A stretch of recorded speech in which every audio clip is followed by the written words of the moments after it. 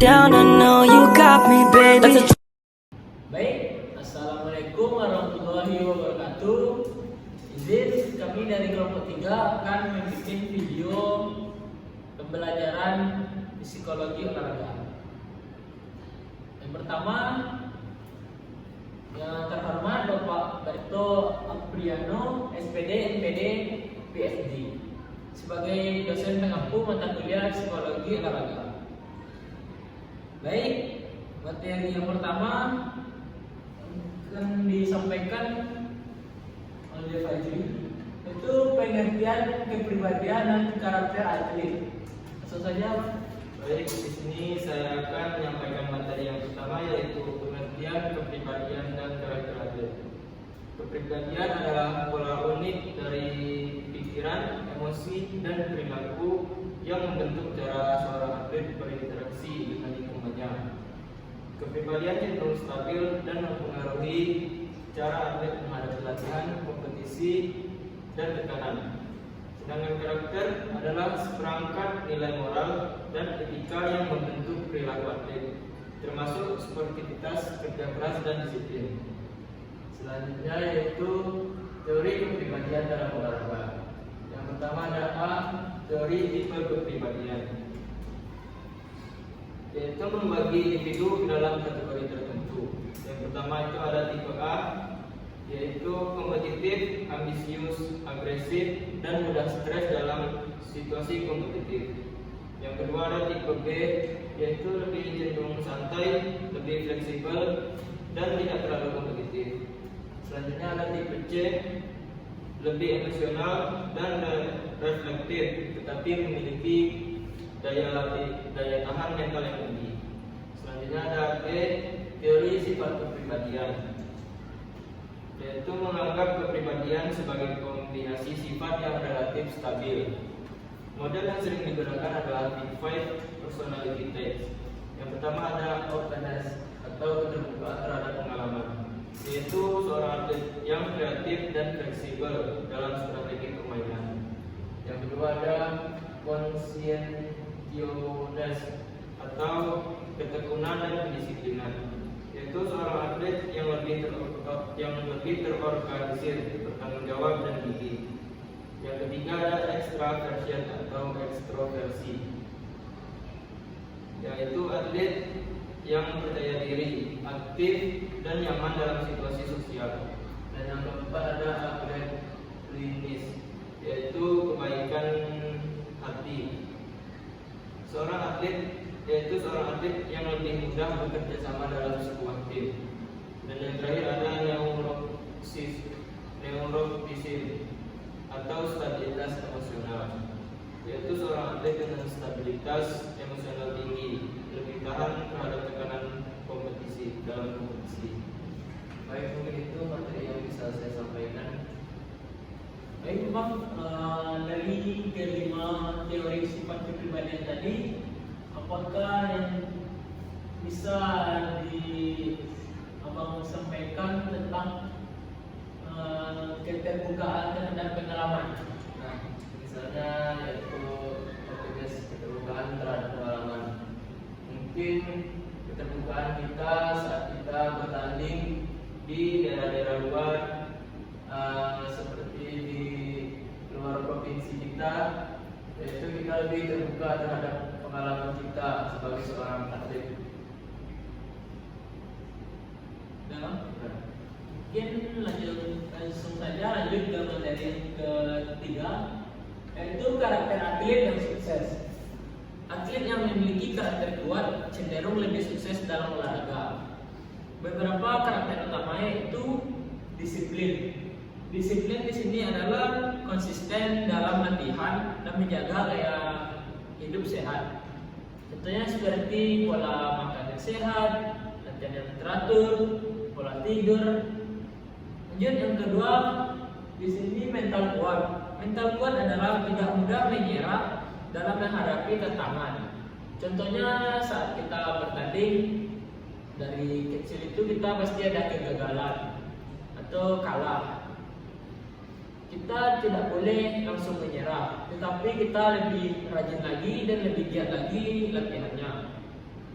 Motivasi langsung yang ketiga, motivasi tinggi. Motivasi tinggi adalah berorientasi pada tujuan. Yang tujuan kita itu harus meningkat dan selalu ingin berkembang. Berkembang dari pemain kampung, pemain kabupaten, provinsi, nasional maupun internasional. Lanjut, kerjasama tim. Rupanya kerjasama tim adalah mampu bekerja dalam tim dan memahami anggota-anggota timnya. Kita dalam bertanding, dalam kerjasama tim itu harus saling support dan memberi arahan kepada anggota tim kita. Lanjut, yang kelima, sportivitas. Sportivitas adalah menghormati aturan permainan dan lawan. Menghormati aturan permainan adalah kita harus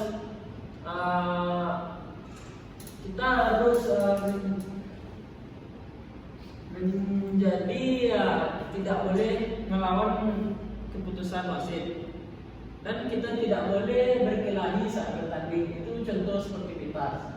Yang keenam, pengendalian diri. Pengendalian diri adalah mampu mengelola emosi di bawah tekanan. Kita sebagai atlet harus bisa mengendalikan emosi supaya kita bisa mencapai target kita. Karena kalau tidak bisa mengendalikan diri, kita akan mudah kena mental atau emosian kepada diri kita, maka kita akan menjadi kalah. Nah, Bang, dari yang telah Abang sampaikan, itu ada 6 karakter yang cenderung lebih sukses dalam olahraga. Nah, dari ke-6 itu, apa karakter yang paling berpengaruh terhadap atlet? Yang paling berpengaruh terhadap atlet yaitu mungkin yang sangat berpengaruh di antara yang ke-6 itu adalah motivasi tinggi.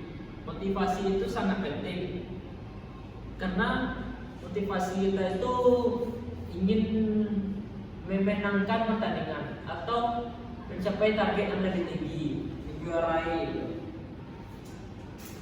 Berarti harus ada motivasi terlebih dahulu ya Bang.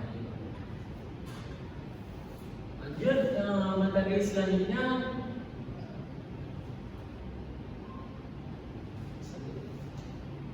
Oke, untuk materi selanjutnya yang berjudul faktor yang mempengaruhi kepribadian atlet. Faktor yang mempengaruhi kepribadian atlet ini ada 3, yaitu faktor genetik. Faktor genetik dapat dipengaruhi oleh faktor keturunan seperti kemampuan fisik dan mental yang diwariskan dari orang tua. Lalu ada faktor lingkungan dan sosial. Faktor lingkungan dan sosial ini mencakup lingkungan keluarga. Lingkungan keluarga dapat mempengaruhi kepribadian atlet seperti nilai-nilai norma yang diterapkan dalam keluarga. Lingkungan sekolah dapat mempengaruhi kepribadian atlet seperti nilai-nilai dan norma-norma yang diterapkan di dalam lingkungan sekolah. Lalu ada lingkungan masyarakat. Lingkungan masyarakat dapat mempengaruhi kepribadian atlet seperti nilai-nilai dan norma yang diterapkan di dalam lingkungan masyarakat. Lalu ada pengaruh media sosial. Pengaruh media sosial dapat mempengaruhi kepribadian atlet seperti pengaruh media sosial terhadap perilaku atau sikap seorang atlet. Yang ketiga ada pengalaman olahraga. Pengalaman olahraga mencakup pengalaman sukses. Pengalaman sukses dalam olahraga dapat mempengaruhi kepribadian atlet seperti meningkatkan kepercayaan diri dan motivasi seorang atlet. Lalu pengalaman kegagalan. Pengalaman kegagalan dalam olahraga dapat mempengaruhi kepribadian atlet seperti meningkatkan kesadaran akan kelemahan dan memotivasi diri sendiri untuk meningkat menjadi lebih baik. Lalu ada pengalaman bekerja sama dalam tim. Pengalaman bekerja sama dalam tim dalam olahraga dapat mempengaruhi kepribadian atlet seperti meningkatkan kemampuan kerjasama dan komunikasi dalam suatu tim. Yang terakhir ada pengalaman kompetisi. Dalam pengalaman kompetisi dapat mempengaruhi kepribadian seorang atlet seperti meningkatkan motivasi dan kesadaran akan pentingnya persiapan sebelum menghadapi sebuah kompetisi. Nah, dari materi yang Bapak sampaikan, itu faktor yang menarik perhatian kepribadian atlet. Ada beberapa tadi, mungkin saya ingin bertanya sedikit nih Kak. Dari faktor yang Kakak sebutkan tadi, faktor mana yang paling mempengaruhi kepribadian seorang atlet tersebut? Untuk pengaruh itu seorang atlet itu ada di pengalaman olahraga. Karena kenapa? Seorang atlet akan merubah mindset dan pandangan dia dalam olahraga pasti mulai dari kegagalan. Tidak ada seorang atlet yang langsung sukses begitu saja. Dari pengalamannya, kegagalan yang dia dalam pertandingan dia gagal, dia akan merubah mindset dan motivasinya bahwa dia harus lebih giat. Jadi dia membangun motivasi diri sendiri, memperbanyak itu bekerja lebih keras maksudnya, agar mendapatkan hasil yang memuaskan. Atlet dalam kegagalan, atlet dapat merubah mindset dan memotivasi diri sendiri untuk memperbaiki diri. Berarti dari tiga itu yang paling berpengaruh itu pengalamannya Kak, yang supaya dia bisa lebih berkembang lebih baik. Ya. Karena kenapa saya tidak bilang di lingkungan dan sosial? Karena kita ambil contoh Cristiano Ronaldo. Cristiano Ronaldo kecilnya itu di kampung yang lumayan kumuh dan keras. Tapi lihatlah Ronaldo, dia belajar dari suatu kegagalan. Dia sebelum dia menjadi bintang olahraga seperti saat ini, dia pasti sudah banyak kegagalan dan cara dia memperbaiki hidup. Sedangkan dia tinggal di lingkungan yang cukup keras. Makanya saya bilang untuk atlet itu yang cukup penting bagi saya adalah pengalaman. Karena pengalaman dapat merubah segalanya. Mungkin itu materi